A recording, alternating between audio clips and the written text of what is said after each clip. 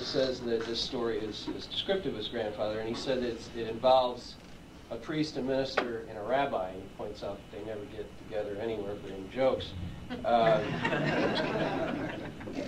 But in telling the story, he's talking about these three people who are out to play golf together. They go out to Moonbrook, and they want to play, and they get out onto the course, and there's this foursome in front of them that is just fatiguingly slow. And at first they're a little upset, and by the third hole they're furious. They've been out there for an hour, and they've played 3 holes of golf, and they just can't stand it anymore, so they hop in their carts. They go back to the president of the golf course, go into his office, and they say, look, you know, this is just outrageous. How can you allow these guys to play this slowly? And the president of the golf course says, you know, of all people, I'm most ashamed of you because those 4 people in front of you are blind.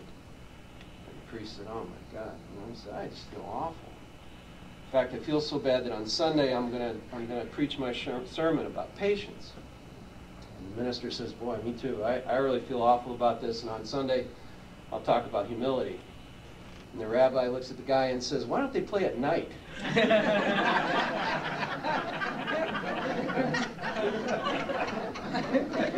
In a way, this session is to allow you to ask questions like, why don't we play at night, you know? A pleasure this morning to recognize a good friend and a great leader of the Community Foundation, someone we're going to give the John D. Hamilton Award for Community Service. And I think it's especially fitting that John be here this morning, and I'd like to recognize him for his continuing leadership in our community for all things which are good. But this morning we're going to recognize Greg Peterson. Greg is the recently retired president of the Community Foundation, and as the new president, I can tell you we miss him, because Greg did a great job.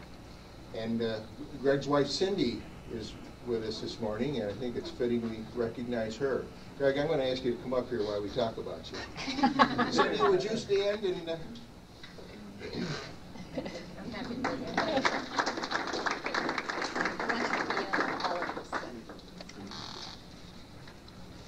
I have a few nice things to say about Greg. I don't usually say nice things in front of him, which... That's why we're taping this. Says a little bit about our relationship.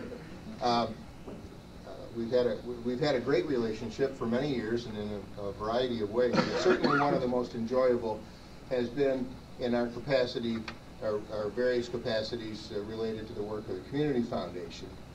Greg became a member of the board of the Community Foundation in 1989. And he served on the board for 10 years, 2 terms, 5 years. In 1984. Guy teaches math. Numbers. That's why I used to be an accountant. Right? But anyway, after being on the board for 5 years, in 1989 he was elected president and served full 5 years as president, and we were very active as a community foundation while he was president. And I have a lot of numbers I'd like to share with you because in a lot of ways the success of the Community Foundation is measured by numbers because we're such a developing organization.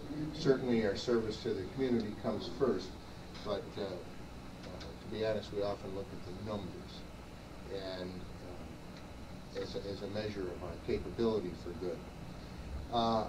The Community Foundation, during Greg's tenure on the board, we went from 100 annual donations to 2,000 separate contributions.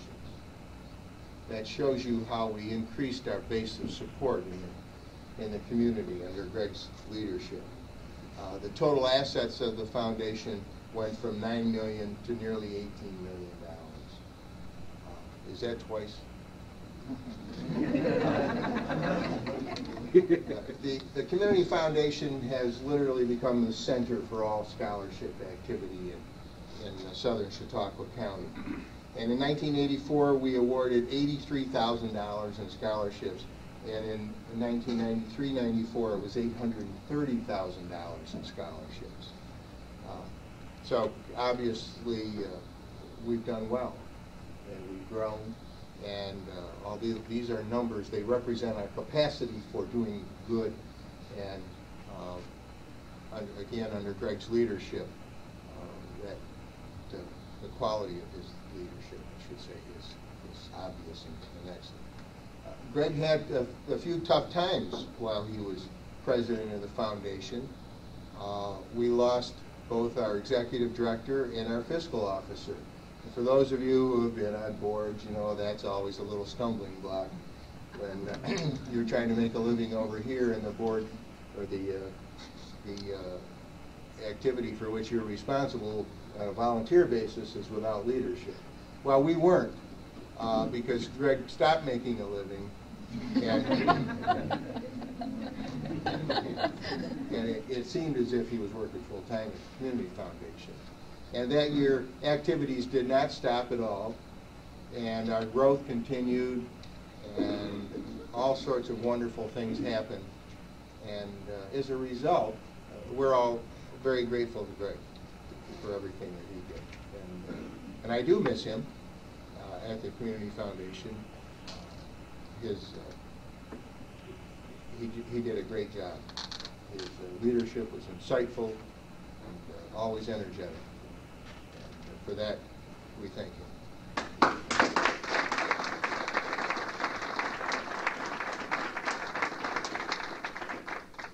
In addition to all of the wonderful work that Greg did at the Community Foundation, he has given to this community in many, many other ways. As a matter of fact, we kind of wonder about the Phillips Lytle connection, if given the fact that he's spending so much time. For those of you that... Anybody here for Phillips Lytle? But is one of their clients.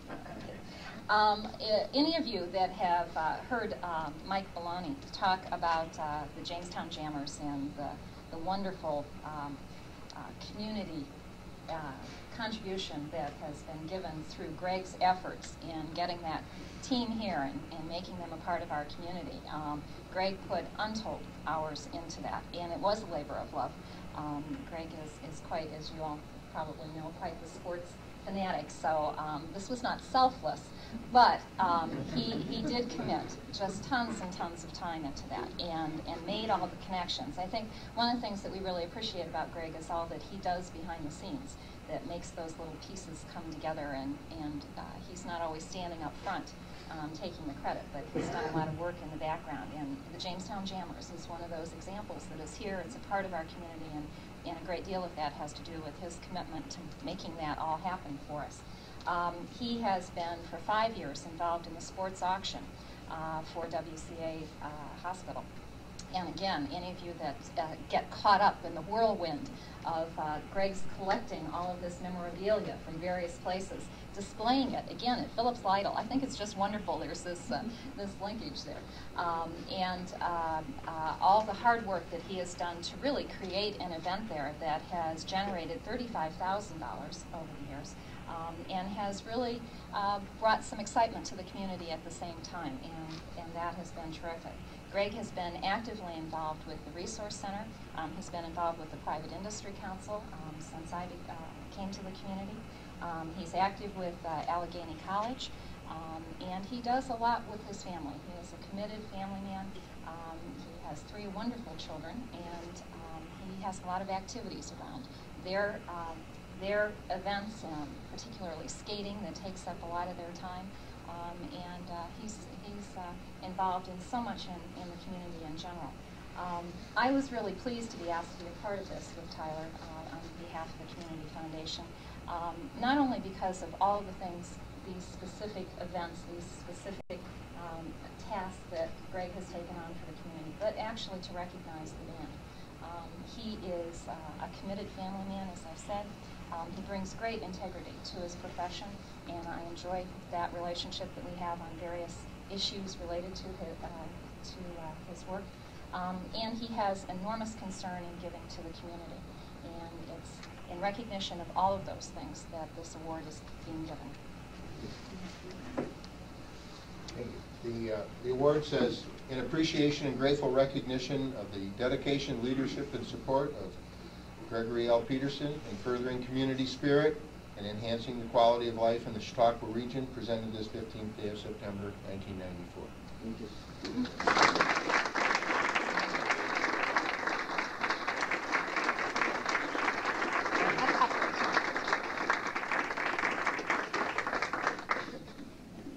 Shucks. Thank you very much. Thanks to Tom Becker, especially as he set up. He's a guy who wants to start with an agenda, stick to an agenda. You've noticed that he gave the welcome at 8:50, and during that period of time, Tyler makes his speech, Jane makes his speech, Greg Peterson's supposed to do something in recognition of this honor, all of which has to be done by 9 o'clock. He knows my style. I talked to Floss Cash yesterday to try to ascertain what was expected of me, and in her normal, demure self, said, "Greg, just be yourself." And she paused, and then second thought, be kind, be courteous, be humble. Accordingly, I will.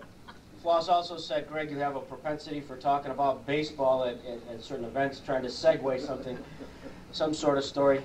And she said, "Look, nobody has any interest. They're on strike." And ironically, they called off the season yesterday. So during this dark period of my life, I have spending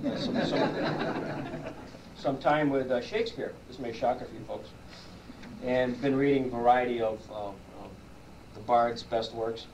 And through that, I have created a little bit of a mock interview to kind of put the baseball season and the cultural, we're in this cultural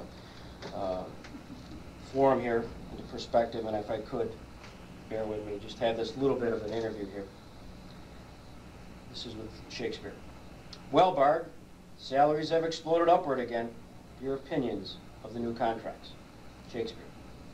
"Those that much covet are with gain so fond.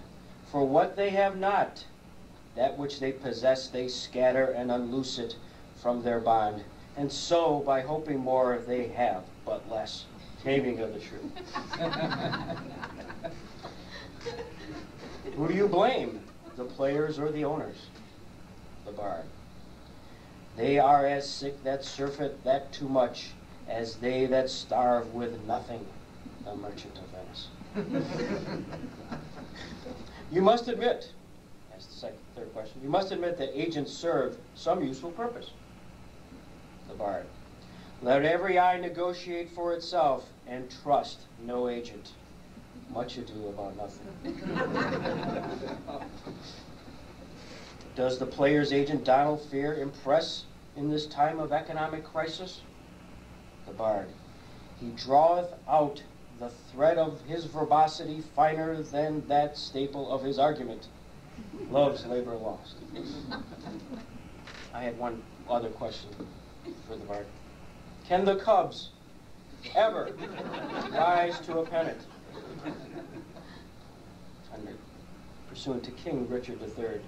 Or second, "I see them glory like shooting star fall to the base earth from the firmament."